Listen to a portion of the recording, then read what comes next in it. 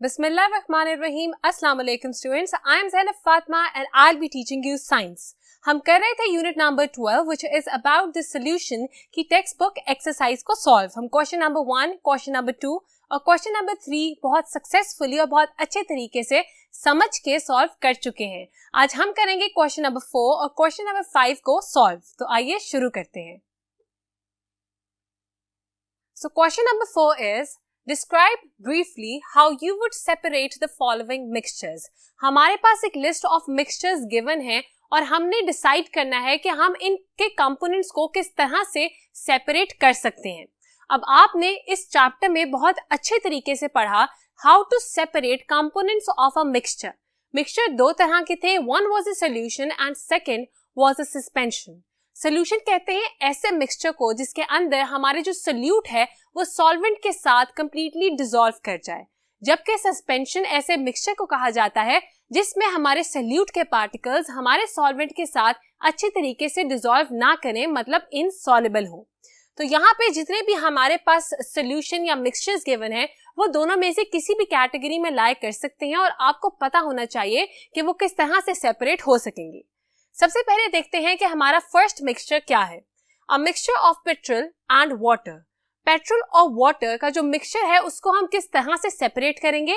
ये हम सेपरेट करेंगे by using the process of fractional distillation. Distillation होता है प्योरिफिकेशन ऑफ अ लिक्विड. अब यहाँ पे हम प्योरीफाई करेंगे वाटर को और हमारे पास पेट्रोल अलग से निकल आएगा.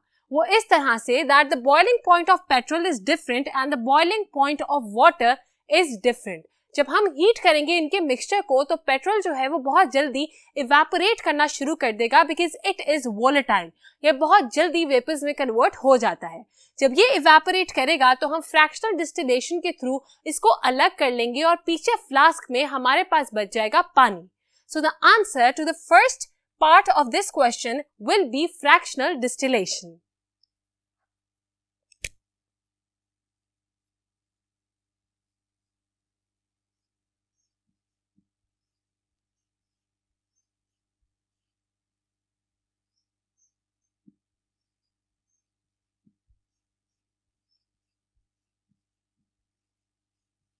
Moving towards the next mixture. The next mixture is sugar and sand. दोनों ही सॉलिड पार्टिकल्स हैं जिनको आपस में मिक्स किया गया है. यहाँ पे आपने एक बात पे गौर करना है that sugar is soluble in water whereas sand is insoluble in water. इसका मतलब कि हम शुगर और सैंड को सबसे पहले पानी के अंदर डालेंगे तो हमारे पास एक सस्पेंशन फॉर्म हो जाएगी. पानी के अंदर हमारी शुगर डिसॉल्व हो जाएगी और जो सैंड है वो अलग पार्टिकल्स उसमें नजर आ रहे होंगे. तो हम दो प्रोसेसेस यहाँ पे करेंगे. नंबर 1 हम इसको डिसॉल्व करेंगे पानी के अंदर. Second we will filter this mixture. हम फिल्टर जब करेंगे इस मिक्सचर को तो जो इनसॉल्युबल पार्टिकल्स हैं मतलब sand particles that do not dissolve in water they will separate out as residue on the filter paper. ये फिल्टर पेपर के ऊपर रह जाएंगे और हमारे पास जो फिल्टरेट आएगा मतलब ऐसा पार्ट ऑफ द मिक्सचर जो कि फिल्टर पेपर से पास कर जाएगा और एज अ सोल्यूशन या फिर लिक्विड हमारे पास आएगा that will be sugar dissolved in water. इसको फिर हम सेपरेट करने के लिए यूज करेंगे द प्रोसेस ऑफ क्रिस्टलाइजेशन या हम कह सकते हैं इवेपोरेशन. हम इस सोल्यूशन को जब हीट करेंगे तो पानी इवेपोरेट कर जाएगा और पीछे हमारे पास रह जाएंगे क्रिस्टल्स ऑफ शुगर. तो हम कह सकते हैं कि इसमें हमारे पास दो प्रोसेसेस यूज हो रहे हैं. Number 1 is filtration and number 2 is evaporation या फिर क्रिस्टलाइजेशन. तो मेरे साथ इसका भी आंसर लिखिए.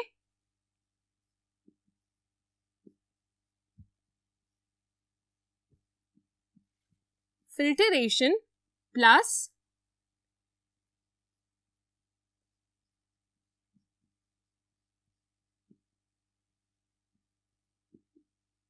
क्रिस्टलाइजेशन. ये जब हम दोनों प्रोसेस कर लेंगे तब हमारे ये दो कंपोनेंट्स अलग अलग मतलब सेपरेट हो जाएंगे. हम अब जा रहे हैं थर्ड सोल्यूशन की तरफ या मिक्सचर की तरफ. This is heptane and octane. Heptane और ऑक्टेन दोनों हैं कंपोनेंट्स ऑफ पेट्रोल. पेट्रोल के अंदर ये दोनों चीजें पाई जाती हैं, दोनों ही लिक्विड फॉर्म में हैं और दोनों ही वोलेटाइल हैं, मतलब बहुत आसानी से वेपर्स में कन्वर्ट हो जाती हैं। मगर यहाँ पे भी दोनों लिक्विड्स हैं और दोनों का बॉइलिंग पॉइंट होगा different. So we can separate this mixture by the process of fractional distillation again. Fractional distillation से हम ऐसे तमाम सॉल्यूशंस को, मतलब liquid dissolved in liquid solution को सेपरेट कर सकते हैं जिसमें दोनों लिक्विड्स का जो बॉइलिंग पॉइंट है वो डिफरेंट हो। तो यहाँ पे इन द थर्ड स्टेटमेंट हम लिखेंगे fractional distillation again.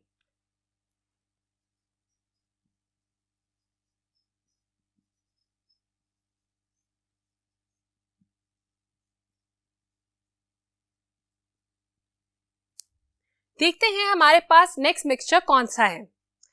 So fourth mixture is starch in water. Starch जो है it is a complex form of carbohydrate. ये जो है पानी में डिसॉल्व नहीं होता। तो अगर हम स्टार्च को पानी के अंदर डालेंगे तो वो अलग रहेगा, पानी के अंदर डिसॉल्व नहीं होगा। और ऐसा मिक्सचर जिसमें हमारा solute which over here is starch do not dissolve in solvent which over here is water is called a suspension। ये जो हमारे पास मिक्सचर बना है इसको हम कहेंगे सस्पेंशन, क्योंकि इसमें हमारा सोल्यूट डिसॉल्व नहीं हो रहा हमारे सॉल्वेंट में। तो हम सस्पेंशन को बहुत एक सिंपल तरीके से सेपरेट करते थे, that was through the process of filtration. हम आराम से इस मिक्सचर को जब फिल्टर आउट करेंगे तो स्टार्च जो है वो फिल्टर पेपर के ऊपर रह जाएगा और पानी उसमें से पास थ्रू करके एज अ फिल्टरेट हमें मिल जाएगा। So we can separate the components of this mixture through the process of filtration.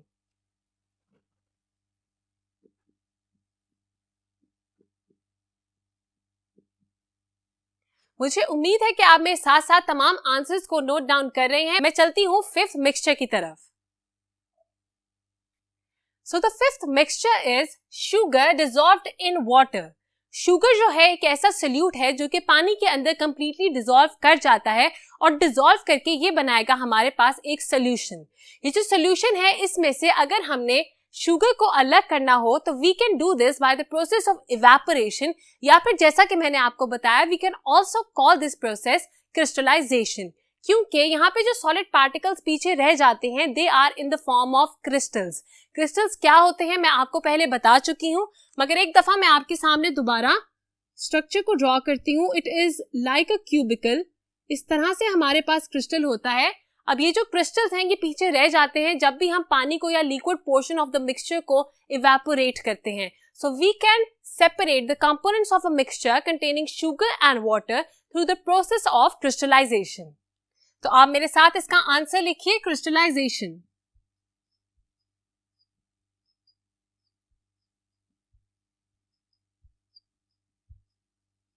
Last हमारा मिक्सचर है different water colour paints.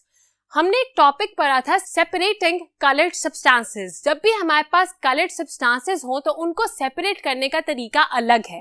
We do it by the process of chromatography.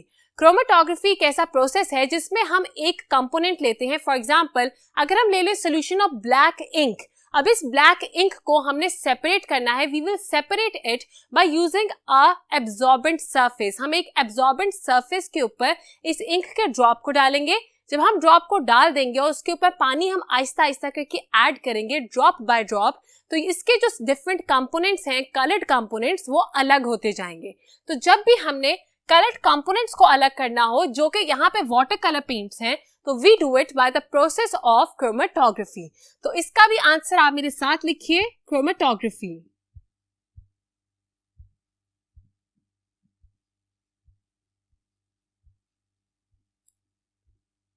इसके साथ ही we are done with question number 4। अगर आपने अभी तक तमाम आंसर्स नोट डाउन नहीं किए तो इस वीडियो को पॉज कीजिए, जाइए और नोट डाउन करके जल्दी से वापस आइए। Well done students. So we are done with question number 4 and we are moving towards question number 5. तो हमारे पास क्वेश्चन नंबर 5 के दो पार्ट्स हैं, मगर उससे पहले आपकी टेक्स्ट बुक में एक बात लिखी गई है जो कि बैकग्राउंड है ऑफ दीज टू क्वेश्चंस। उसमें लिखा गया है कि टीचर कह रही है कि जो पेन में इंक डलती है वो सिर्फ पानी है और पानी के अंदर कुछ कलर्ड सब्सटेंसेस हैं।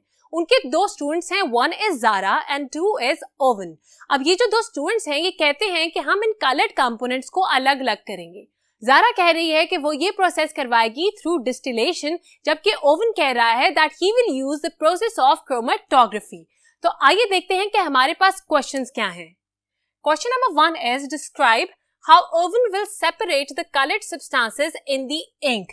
ओवन कह रहा था कि वो करेगा ये काम थ्रू क्रोमेटोग्राफी, और मैंने भी यहाँ लिखा यूजिंग क्रोमेटोग्राफी। मैंने स्टेप्स को डिफाइन नहीं किया क्योंकि मैं पिछले लेक्चर्स में बहुत अच्छी तरह डिटेल में क्रोमेटोग्राफी का प्रोसेस पढ़ा चुकी हूँ, मगर आपके लिए कॉन्सेप्ट को एक और दफा मैं जल्दी से रिवाइज कर दूं। क्रोमेटोग्राफी टोटल 3 स्टेप्स में होती है। नंबर 1, हम लेंगे एक एब्जॉर्बेंट सरफेस, जो कि इस प्रोसेस में हम लेंगे एक फिल्टर पेपर।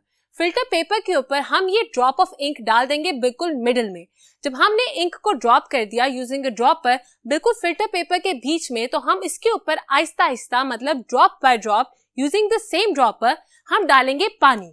जब हम एक ड्रॉप डाल देंगे पानी का, देन वी विल वेट। तो बिल्कुल इसी तरह करेगा ओवन, वो जो है वेट करेगा और आहिस्ता आहिस्ता करके डालेगा पानी के ड्रॉप्स को इंक के ड्रॉप के ऊपर।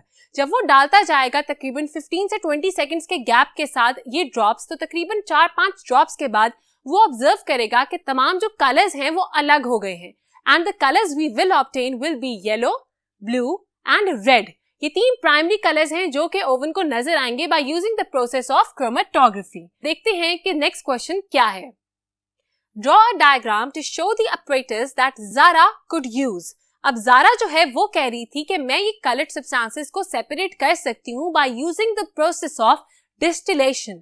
अब वैसे तो डिस्टिलेशन के थ्रू ये कलर्ड सब्सटेंसेस अलग नहीं हो सकते, मगर ज़ारा कौन सा apparatus यूज कर रही है हमने ये बताना है। तो इसके लिए आपके सामने मैंने apparatus को ड्रॉ किया और हमें एक एक करके इसको लेबल करती जाऊंगी। हम ये apparatus पहले भी पढ़ चुके हैं, तो आपको पता होना चाहिए कि लेबल्स में क्या आना है। सबसे पहले वी हैव दिस फ्लास्क, मैं साथ साथ लिखती जाऊंगी।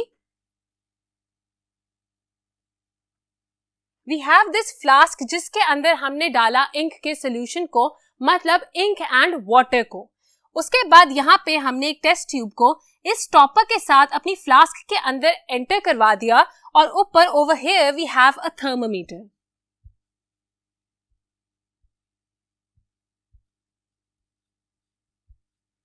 थर्मामीटर हम इसके अंदर लगा देंगे। Why? Because we have to measure the temperature. आपको पता है कि ये apparatus है फ्रैक्शनल डिस्टिलेशन का, जो कि एक ऐसा प्रोसेस है जो हम यूज करते हैं टू सेपरेट 2 लिक्विड्स जिनका बॉइलिंग पॉइंट डिफरेंट हो। तो ऑब्वियसली इंक का और पानी का भी बॉइलिंग पॉइंट होगा डिफरेंट। यहाँ पे जब हम दोनों चीजें एक साथ डाल देंगे और इसको बॉईल करेंगे, तो दोनों में से कोई एक चीज जो है वो बॉईल होके इवेपोरेट करना शुरू कर देगी। इवेपोरेट जब यहाँ से करेगा हमारा लिक्विड, तो वो एंटर कर जाएगा इस फ्रैक्शनल कॉलम में। फ्रैक्शनल कॉलम एक ऐसा कॉलम था जो कि एक स्पेसिफिक लिक्विड के वेपर्स को क्रॉस होने देता है, और अगर फॉर एग्जांपल वाटर वेपर्स यहाँ एंटर कर जाएं, तो वो उनको कूल डाउन करके वापस लिक्विड में कन्वर्ट कर देगा, जिसको हम कहते थे द प्रोसेस ऑफ कंडेंसेशन। वो वापस उसको कन्वर्ट कर देगा इन लिक्विड, और ये ड्रॉप्स वापस फ्लास्क के अंदर आ जाएंगे। तो इस फ्रैक्शनल कॉलम से होते हुए हमारा लिक्विड गया इन दिस ट्यूब, और ये ट्यूब जो है यहाँ इसके ऊपर हमने लगाया है कंडेंसर।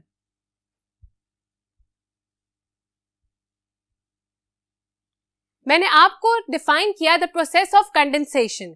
कंडेंसेशन का प्रोसेस है the conversion of gaseous state to liquid state. हम जब भी गैसियस स्टेट या स्टीम को कूल डाउन करेंगे, then it will get converted to water, मतलब get converted to liquid state. तो यहाँ पे हमने एक ऐसी डिवाइस यूज की जो कि स्पेसिफिकली यही काम करती है, ताकि हमारे apparatus में कोई भी जो वेपर्स हैं वो हमसे लूज ना हो जाएं, लॉस्ट ना हो जाएं। तो यहाँ पे जब कंडेंसर लगा हुआ था और यहाँ से वेपर्स इसके अंदर से गुजरे, they will get converted into liquid, और लिक्विड में कन्वर्ट होके वो ड्रॉप्स बन के गिर रहे हैं इन आवर कलेक्टिंग बीकर। इसको हमने कहा था बीकर। मैं दोबारा आपके लिए लिख देती हूँ।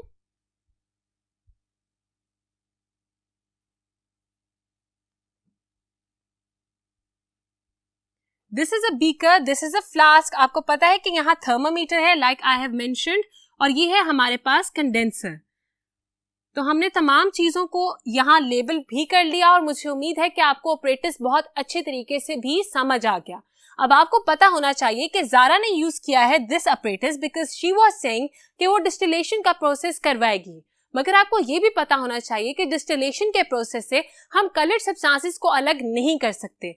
तो वैसे तो उसका ये एक्सपेरिमेंट जो है वो नहीं हो सकेगा because she won't be able to separate the colored substances of this liquid, मगर जो हमारे पास ऊपर ओवन ने एक्सपेरिमेंट किया था क्रोमेटोग्राफी के साथ, वो आराम से कलर्ड सब्सटेंसेस को अलग कर लेगा।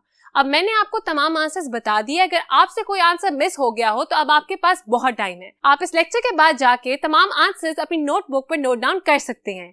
मिलते हैं नेक्स्ट लेक्चर में, तब तक के लिए अपना बहुत ख्याल रखिएगा। खुदा हाफिज।